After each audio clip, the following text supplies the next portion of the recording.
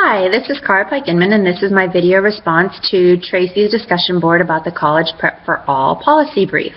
You guys have started some wonderful, lively discussion. I really appreciate everybody's comments. I completely agree with pretty much everything that's been said, but wanted to add my 2 cents worth. So with regard to the first question about what strategies could be put in place, along with mandatory curriculum to really make sure that it was rigorous and that it really was effective in terms of student preparedness for college and career prep.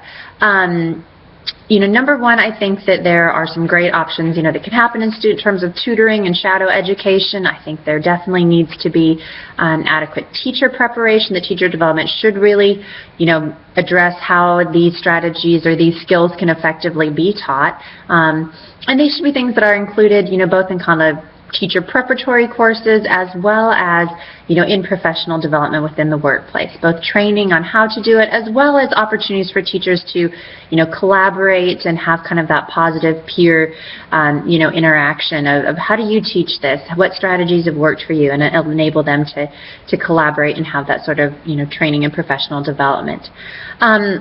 But one thing that I found interesting that wasn't included in either the policy brief or the Beyond the Rhetoric article is that there was no discussion about making this knowledge base and skill set relevant for the students. It said, hey, we need to teach them this, but really never any discussion of we need to make sure they know why they're learning this. And particularly when you're including courses like algebra, geometry, literature courses, I was not somebody who ever really enjoyed learning math, and I always thought, gosh, why am I going to need this? And I have to admit, a lot of it I've continued to kind of wonder, why do I need to know how to find the volume of a cone? I fill it with ice cream, and when it's full I stop. Why do I need to be able to calculate that separately?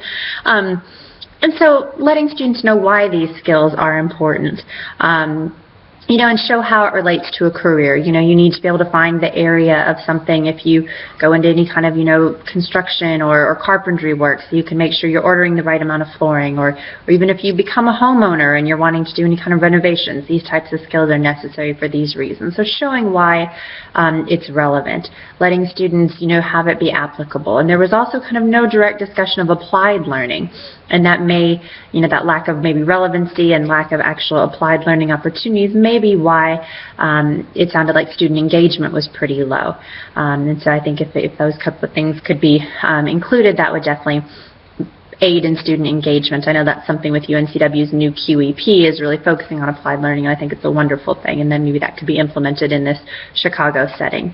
I also think that, the article, or particularly in the Beyond the Rhetoric article, really showed, that there was a big readiness gap, and also kind of showed that there were different sets of expectations between what the K through 12 schools were preparing students for and what the higher education institutions thought students should be prepared for. And if you're dealing with 2 different sets of expectations, it's really going to be hard to bridge that gap, as you have, 2 different things that you're striving for, and they really should develop those expectations jointly.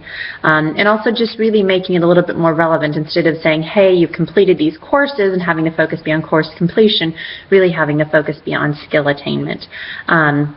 So those are a few of my thoughts. Also having the readiness assessments, actually measure college readiness. I've always kind of wondered why there's so much focus on many of the readiness tests on doing analogies and things like that versus actually having writing samples, which I know is something that has been included now in the GRE and other assessments, but was not previously a part of them. And I think that, being able to write a well-written, well-organized, coherent paper is probably more indicative of, college and career readiness than doing analogies. So some of my thoughts.